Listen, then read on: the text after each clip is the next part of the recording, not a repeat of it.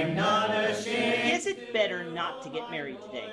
This is the question that we seek to answer today as we continue our verse-by-verse study of the book of Matthew on walking through the Bible. Of his word, the glory of his cross. If you have a Bible with you, you can turn to Matthew chapter 19. We're going to be reading from verses 10 to 15. If you don't have a Bible, don't worry. Just follow along with us on the screen. The version that we'll be reading from is the New King James Version. So, Matthew chapter 19, beginning at verse 10. His disciples said to him, "If such is the case of a man with his wife, it is better not to marry." But he said to them, "All cannot accept this saying, but only those to whom it has been given.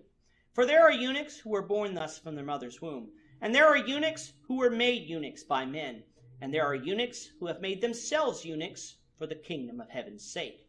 He who is able to accept it, let him accept it." Then little children were brought to him, that he might put his hands on them and pray. But the disciples rebuked them. But Jesus said, "Let the little children come to me, and do not forbid them, for of such is the kingdom of heaven." And he laid his hands on them and departed from there. Throughout this chapter, Jesus has been dealing with the question of divorce. It was originally brought by the Pharisees, who were looking to trap Jesus in deciding with one Jewish leader over another.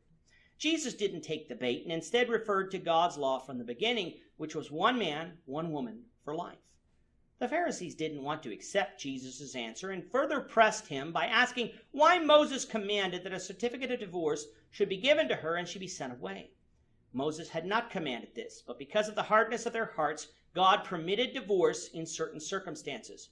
There's a difference between commandment and permission, and while God would prefer marriages to remain together, he permitted in certain circumstances under the law of Moses for them to end their marriages.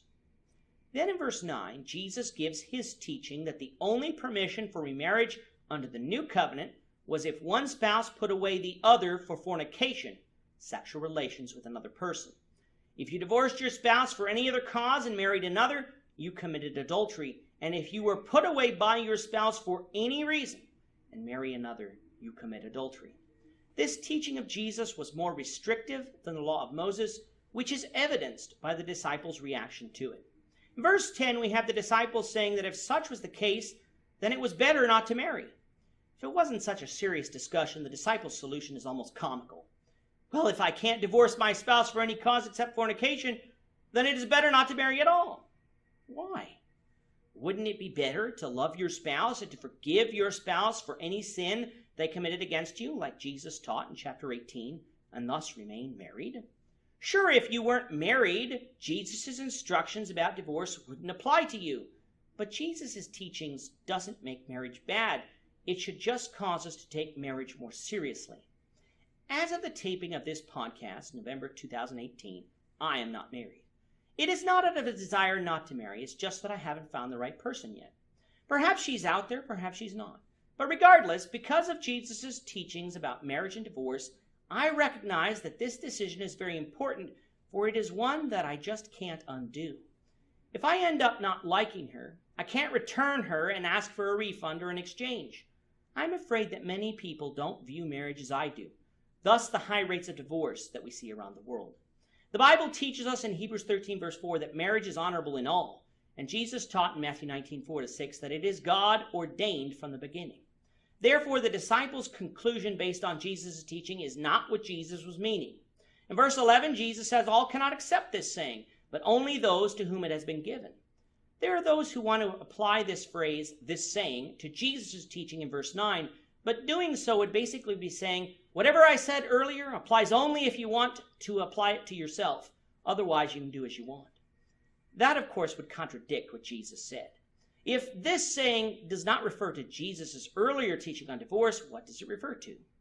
What the apostles just said about being better not to marry.